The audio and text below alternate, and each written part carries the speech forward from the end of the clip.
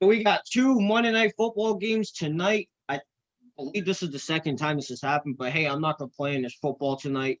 The first game is the football team versus the Steelers, and the second one is the Bills versus 49ers. We'll be talking about the football team and Steelers first, given that that's the game that's going to be on tonight. 5 o'clock. I can't remember if it's on CBS or if it's on NBC or something like that. Let me check it. But Mario, I will give you the floor on this one. Yeah, so let's start with the football team versus the Pittsburgh Steelers. So you talked about this in our Sunday picks because you forgot it was Monday, but it's all good. I don't know if your opinions changed. It's gonna be a good game. I think it really is. I mean, both teams are kind of similar. They're kind of similar. So I mean, you look at the stats. I mean, Steelers are 27th in offense and Washington's 31st. Um, Steelers have the number one ranked defense and Washington has the number two. As for passing, the Steelers are 22nd, and the Washington football team is the 28th. Rushing, the Steelers are 30th, and the football team is 24th. So I mean, right there, that's similar stats. As for like points per game, um, the Steelers average 28.8 points per game as opposed to the Washington's 21.9. Total yards, Steelers average 298.9 opposed to Washington. Oh, I'm sorry. Yeah, Steelers average 298.9 opposed to the Washington's 309.5. I might have got those mixed up. If I did, I apologize, but I don't think I did. And as for points allowed, the Steelers allow 17.1 opposed to the Washington football team's 22. I'll say this: a lot of the stats are pointing towards Washington. I still got Pittsburgh winning this game. Um, Honestly, it's going to come down to defense. We all know that. I mean, it's obviously number one and number two defense. But personally, you also got to look at an offensive standpoint too, because if two defenses like that are so evenly, it's all going to come down to what the offenses do. And honestly, I'm gonna keep it real. It's going to come down to the three wide receivers on the Steelers opposed to Terry McLaurin. It's all about what those three guys can do versus Terry McLaurin. Because honestly, the football team does not have they don't have like another second wide receiver I can count on. So like I would want to count on if I was a fan or if I was a player there. So I mean, personally, I just have more faith in Claypool, Deontay Johnson, and Juju Smith opposed to Terry McLaurin. Not that Terry McLaurin's a bad player. Terry McLaurin has 26% of Washington's scrimmage yards this season. That's the highest among all wide receivers. And the Steelers are the only team in the NFL that have three wide receivers with 500 plus yards and three plus reception touchdowns. So, I mean, it just shows you how evenly distributed the ball is between those wide receivers, not counting Eric Ebron, who's also a Pro Bowl caliber tight end. So, I mean, personally, when you look at both sides of the ball, I just think the Steelers are more overpowered. I still got an upset, man. I still got. It's funny. It's funny that I say that, but I still got an upset happening here. We all said their Steelers are gonna lose one game, but I feel like it's gonna happen tonight. I feel like the Steelers might suffer their first loss tonight. And I said it on Sunday because I didn't know this was a Monday game because I wasn't paying attention in my dummy head. Um, I said that I said it on Monday, and I'm pretty sure I've said it before too. The Steelers have been playing sloppy. The last few games they've played, they barely beat the Cowboys. They barely beat the Ravens twice. There's other teams that they beat, but those are two notable ones. They were playing a sloppy first half against the Jaguars of all damn teams, and they had an ugly win against the Titans. The problem with the Steelers is that that's the thing is that they're very sloppy, especially when it comes to the end of the game. They're just very sloppy. And the football team's been, believe it or not, the football team's been playing some damn good football. I mean, again, and now by the way, before I continue, this game is on at 5 on Fox. I forgot to say it before I started my point. But anyway, the football team's been playing some good football. I mean, they're still fighting for first place. Obviously, the Giants took that over when they beat the Seahawks last night. But we'll talk about that later. But yeah, I mean, I think, and what differs from the football team and the other teams that the Steelers have faced, that the Steelers have faced teams that don't have a good defense. This team has one of the best defenses in the league. They're not too far behind. So I think this team might struggle, to be honest with you, and I think the sloppiness will continue tonight. But I still got enough to happening tonight. The football I think the football team will come out on top. I'll say this. I'll make 2 points right here. So the first one I'll say the Steelers, they in their division, you also got to remember they have one of the best defenses in the Ravens. Now is their defense as good as the Steelers? No, because no defense in the league is better than the Steelers this year. So they have done some good stuff against that team. You know what I'm saying? So But I it's not mean, a top five defense. That's what I mean. Baltimore's a top 5 defense. Watching, oh my Last bad. year, You said number two. I meant to say top three. My bad. yeah, they're not top 3, but they're definitely top 5. And the one thing you also got to remember is even though those games were so close, the Steelers somehow found a way to win, and it wasn't really because of defense. Like I mean, defense was a part of it, but the other part that people don't talk about is these 3 wide receivers that they have.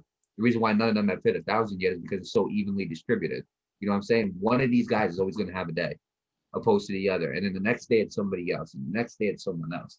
So that's what you got to really look out for when you're a Steelers fan. Is looking out if you're a football team fan, is looking out for Chase Claypool, Deontay Johnson, and Juju Smith. Those are the 3 guys you got to look out for. Those are the 3 guys that make this offense what it is. And the other thing I'll say is it's not far fetched that you say Washington's gonna come up with an upset. And the reason why I say this, the reason why it's not so far fetched, is because honestly, well, first their defenses are equal. They're equally matched. But another reason I completely forgot about Bud Dupree.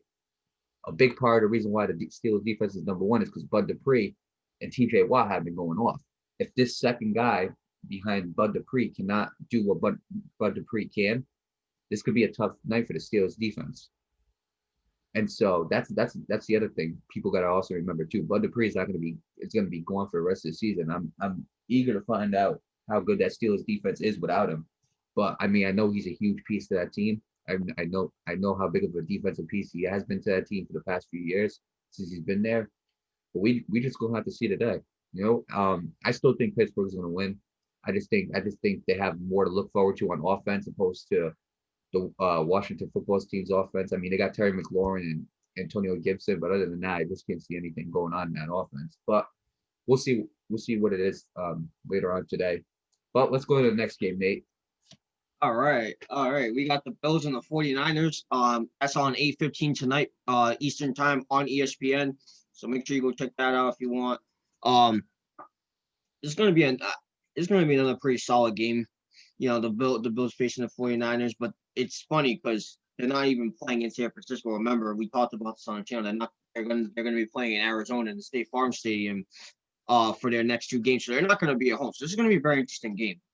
Um, Before I get to the stats, that was actually one of the 49ers insights, excluding week 8, 2010 in London. This is the first home game for the 49ers not being played at their home stadium since 1989. I feel like that'll have a big effect because, I mean, even though they do play there very commonly, given that the Cardinals are their division rivals, it's not their home field, so they're not like completely familiar with it. So keep that in mind. That might have a big effect on this game tonight. Let me just get to the insight. The 49ers are 22-8 with Jimmy Garoppolo as their starting quarterback since 2017, and they're 6-22 with all their other quarterbacks they've had in that time. I'll write down a couple of Bills insights. Josh Allen leads the Bills with 6 rushing touchdowns this season, and all other Bills players combined have only 4 of them. And the Bills are 1-8 on Monday Night Football, so that's another thing that could probably get in the way of this. And their own since 2000, and the only win they've had was in 2014 Week 12 versus the Jets, of course. So I mean, there's a lot of history and a lot of factors playing into this game. I still got the Bills winning this game though. Despite their horrible Monday Night Football record in this century, I still got them winning. Of course they've lost 4 straight on Monday night, so they gotta keep that in mind too. This could be like their 5th straight loss, but you never know that. What you got, Mario? I got the upset. I got San Fran. Reason why I have San Fran is because I wouldn't have said this like probably 3 weeks ago, but there's one guy on that team who just returned, and there's one guy who's a huge, big factor on that team on San Fran. That's called Richard Sherman. You're going to see Richard Sherman versus Stephon Diggs this game. That's going to be a good matchup. You got one of the most physical corners in the league versus one of the probably biggest dog wide receivers in the league is Stephon Diggs. So it's going to be a good matchup. It's all going to depend on if Sherman can lock down Diggs, or if Diggs can, put the Jets on and beat Sherman. And it's going to be tough because, I mean, look, even though Richard Sherman, like, even though he's obviously a great veteran, he's still, when he's healthy, he's still one of the top wide corners in the game. So it's gonna be tough. You know what I'm saying? I see what he did with the Rams, and the Rams have a very good wide receiver core. I seen how they were able to pull off the win with 3 points. And you also got to remember the reason why the San Francisco 49ers, the reason why that defense hasn't been that good is because you also got to remember Sherman hasn't been there. Same thing with Nick Bosa. I mean, Nick Bosa is still not there, but Sherman coming back is a big help. And don't get me wrong, Stephon Diggs, he's one of my favorite wide receivers in the league. I mean, I respect all he's done for Minnesota every single moment. I'll never forget it. But looking at an analyst standpoint, I think that Richard Sherman can definitely lock him down. I really do. I disagree. So I think it's gonna be a very close game now. I think it's gonna be a little closer than what everybody thinks it is now. I still got the Bills winning this game now. I say this: when you lock down Stephon Diggs, you got to also rely on Cole Beasley. And Cole Beasley is a good player, and John Brown. John Brown's a good player, but how far is that? Can you willingly take that? How far can just those two guys go if Stephon Diggs can't get it going? Now, who knows? They might put Richard Sherman on Cole Beasley, or they might put him on John Brown. I don't think that's going to happen. I think they'll put him on the number one. But it's going to, if the Niners got a chance of winning, it's going to come down to what that offense can do. You know what I'm saying? I'll say this. It's going to be vice versa with both teams. It's all going to come down to the Bills offense versus the 49ers defense and vice versa. And here's why. The Bills offense is ranked 20th opposed to the 49ers 22nd.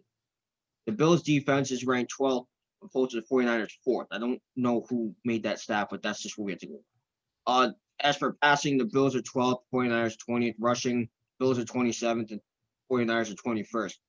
Also, you got to remember, the points per game with the Bills is 27.2 and 49ers is 23.9, basically 24. And the points allowed for the Bills on average is 25.6 and the 49ers is 23.1. So that's another thing you got to watch out for. Because they both nearly hit 30 points per game, and they both practically basically give up 25 points against you. This is going to be a very close game, to be honest with you. Really is. But the problem is that Bills offense, it's people don't talk about how inconsistent it is. I know it's inconsistent. Like, that's the problem. Like, they've gone up against teams that they've gone up against with good defenses. They haven't shown up. Like the New England Patriots, they were no show. They got 17 points out of it. San Francisco is ranked fourth in defense. Okay, not saying they can't go over 20. I'm not saying that at all. I think they'll definitely get 24 points. It's all about how much San Fran can score, and that's why I say that's gonna be crucial, because it's all about what they can do with Stephon. That's what it's gonna come down to. That's the matchup right there. Stephon Diggs versus Richard Sherman. Because when you take Stephon Diggs out of a game, it's a game changer. Now it's up to Cole Beasley. Now it's up to John Brown. Now it's up to the tight ends that they got. And that's going to be really hard to do without him. You know what I'm saying? It's with every other team. When you take away that star wide receiver, the other guys got to step up. And I'm not saying they can't, but what I'm saying is I rather trust San Francisco.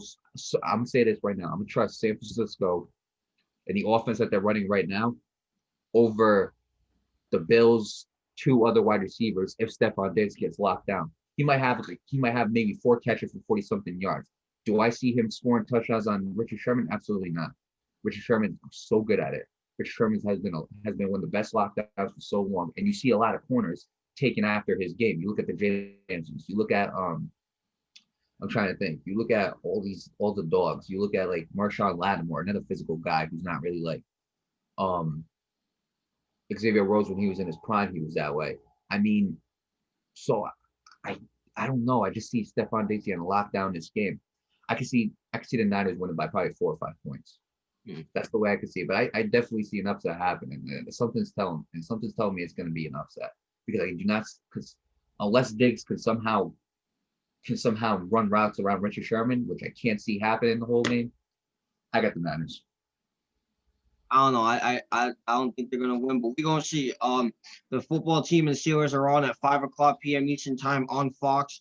And as for the Bills and 49ers, they're on at 8:15 p.m. Eastern time on ESPN. So make sure you go check those games out.